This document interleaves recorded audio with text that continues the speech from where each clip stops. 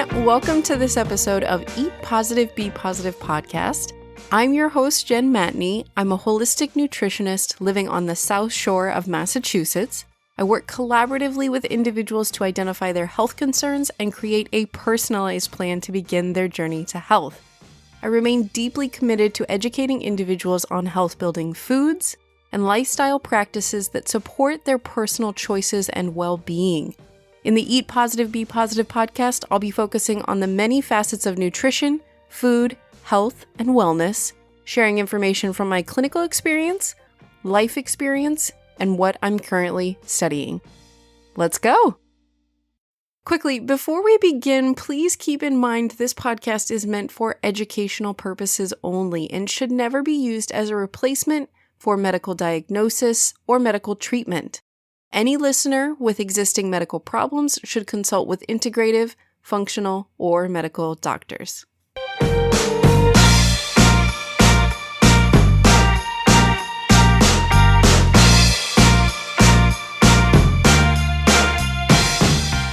All right, friends, today we're going to be talking about a lot of different topics. We're going to go over macronutrients. We're going to talk about the importance between whole food, proteins, fats, and carbs versus processed foods. We're also going to share one of my favorite winter/spring recipes. It's a great combination of protein, fats, and carbohydrates, and it's incredibly nutrient dense. I won't give it away now and spoil the fun, but you will love how easy and delicious this recipe is.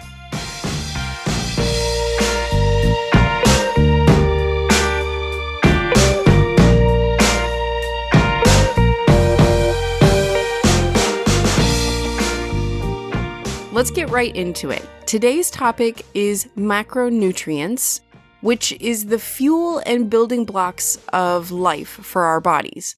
We mentioned last week that the macro in macronutrients refers to the large amount of carbohydrates, proteins, and fats we need in our diet to survive. Today we're going to focus on some whole food macronutrients, but before we get into different types of whole foods to consume for fats, proteins, and carbs, we need to define whole foods. Now, okay, when I say whole foods, I'm referring to unprocessed foods. Remember last episode when we explored some eating mantras? We talked about eat the rainbow and soul foods. Soul foods refer to seasonal, organic, unprocessed, and local foods to consume for building your health. Processed foods or convenience foods are any food item that has been altered in some way during the preparation of that food item. This can involve canning, freezing, baking. Sometimes they add chemical additives, etc. These processes allow foods to become shelf stable, which means they can sit on our supermarket shelves for weeks or sometimes months before we purchase them and bring them home to feed our families. Sometimes the processing can be so complex, the resulting food no longer reminds us of actual whole food. The author of In Defense of Food and really many other books, you should check him out, Michael Pollan, he likes to call these items food-like substances. And I prefer to use this term often with my clients because it helps to identify that these are not foods our grandparents would be used to preparing for a meal, let alone eating. I imagine some of our grandparents or great-grandparents might not even recognize these food-like substances. These items are technically edible, and in fact, a large portion of our population eats these items daily, but they're not whole foods. Eating processed foods as opposed to whole foods can be really disastrous for our health in a few different ways. First, eating these foods leaves less room for whole foods in our diet. When you're looking to create a health-building diet with whole foods, every single bite counts. Convenience foods can also be misleading.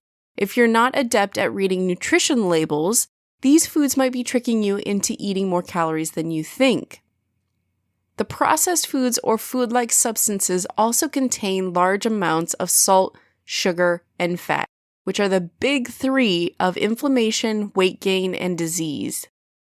We'll likely return again and again to salt, sugar, and fat, as these substances can create the largest and most incredible obstacles to health. Not only does salt, sugar, and fat affect our health in negative ways, but all three can be quite addicting as well. Okay, so we've dipped our toes into defining processed foods, and we've explored how these processed foods come with significant health risks. Now, let's talk about whole food macronutrients. Obviously, there are quite a few fats or carbs or proteins I could name, and I definitely don't want to drone on and on. We could honestly do a series of episodes for each section. Instead, I'll briefly mention some whole food options for each macronutrient. Now, I'm not just naming whole foods that fall under proteins or carbs or fats. We all could likely do that. These are a few in each category that I recommend to build health. Please note, though, that I would recommend different foods in each category depending on each individual's health needs or goals. I definitely recommend all listeners conduct their own research or get help from a professional in creating their individualized diet plans. Let's start with protein. Proteins are the main building blocks of life. In the body, protein is broken down and used to build hormones, support immune function, and provide tissue repair, among really many other functions. For proteins, you have animal and plant proteins. Some animal proteins I might recommend to a client include wild-caught fish or grass-fed beef. And animal protein also includes dairy, and cultured kefir can be a really great nutrient-dense option. Plant proteins come in the form of legumes, such as chickpeas, lentils, or fermented miso. This time of year, there is nothing like miso soup for dinner or lunch. Carbohydrates offer an amazing fuel source for our bodies. Foods can also contain a non-digestible carbohydrate called fiber. This supports our body's ability to remove waste and maintain digestive function. Whole food carbs include leafy vegetables such as spinach or kale. There are crunchy vegetables such as cucumber or bell pepper, and sweet, delicious nature's candy, fruit, which includes strawberries or grapefruit. This part of carbohydrates refers to the eating mantra, eat the rainbow. Eat all the different colors of fruits and vegetables you possibly can each day for a nutrient-dense diet. Carbs also include whole grain foods such as rice or quinoa. Lastly, we have fats. Fats tend to get a bad rap, but they're incredibly important to our health. Fats offer our bodies another energy source and support our ability to absorb fat-soluble vitamins. They also serve the necessary function of providing our bodies with omega-3 fatty acids, which our bodies cannot make. We have to eat foods to get these in our diet. Whole food fats include nuts and seeds such as sunflower seeds, pumpkin seeds, almonds, or Brazil nuts. Oils such as coconut or olive oil would also fall under this category as well. In essence, these are some whole food options if you're looking for nutrient-dense, health-building foods. As I mentioned before, I definitely recommend individuals do their own research or consult with a professional when creating their individualized diet plan.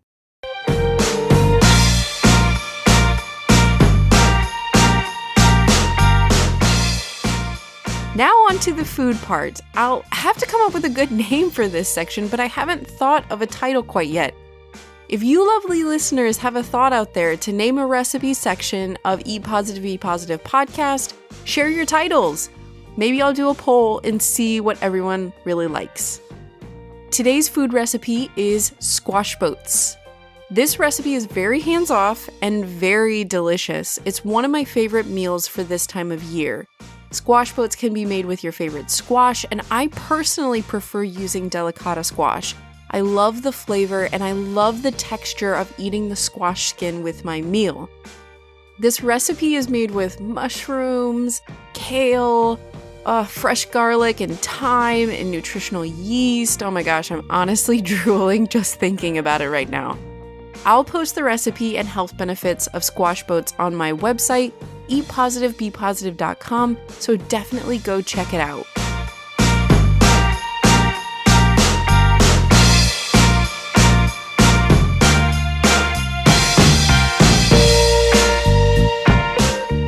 Whew.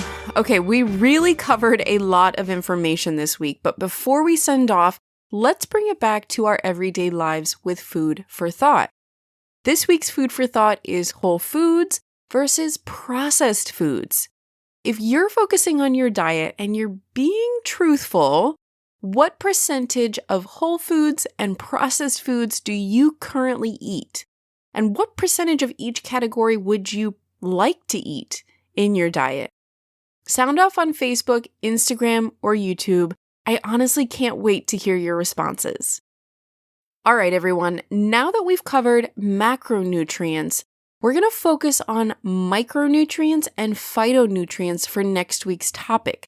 We'll explore the vital functions these compounds perform in the body, and we'll identify some superfoods that are full of micronutrients and phytonutrients. I've gotten some listener questions about this topic, so we might even highlight some specific compounds and their roles in the body. So get excited. If you have a question you'd like to send along, please don't forget, email eatpositivebepositive@gmail.com. Also, another thing to not forget, March is launch month for Eat Positive, Be Positive podcast. And I want to show my appreciation to all of you listeners out there with a giveaway. This first month, one winner will get a whole month of nutrition meetings. This means an initial consult where we go over your health goals or your health needs and focus on what you need from nutrition consulting. Then I'll prepare an individualized diet and lifestyle plan for you to use, and we'll have 2 additional support meetings for you to ask any questions you might have or give me updates that we need to focus on. That's 4 meetings in total for you to begin your health journey. And it's such a small token of my gratitude to all of you listeners out there for listening into this podcast week to week. Here's how to enter. First, subscribe to Eat Positive, Be Positive podcast. You'll be able to subscribe once the podcast goes live on SoundCloud and iTunes, but you can currently subscribe to the YouTube channel Eat Positive, Be Positive podcast at this time. Second, share your love for Eat Positive, Be Positive podcast on a social media platform you prefer. Typically, this could be Instagram or Facebook or Twitter. It's really whatever you prefer. Third, review the podcast to send me some valuable feedback. So that's subscribe, share, and review the podcast. And once you've done all of those 3, just send your email to eatpositivebepositive@gmail.com so I know you've entered the contest and I'll choose a winner from there. Good luck to everyone. Thank you so much to everyone listening out there. Until next time, be kind to yourself, be positive, and be well.